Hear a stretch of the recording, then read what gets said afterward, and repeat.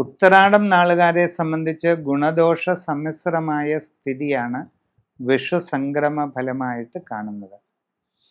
പുതിയ ജോലിക്ക് ശ്രമിക്കുന്നവർക്ക് ഒരൽപ്പം കാലതാമസം ഉണ്ടായേക്കാം.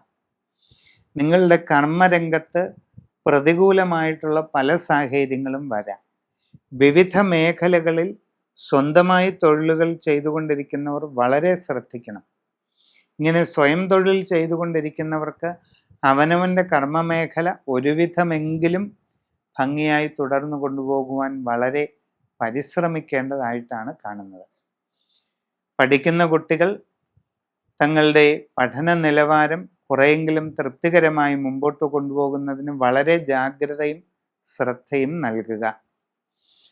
ഉപരിപഠന രംഗത്ത് നിങ്ങൾക്ക് ആഗ്രഹിക്കുന്ന രീതിയിൽ നേട്ടങ്ങൾ ഉണ്ടാകുന്നതായിട്ട് കാണുന്നുണ്ട്.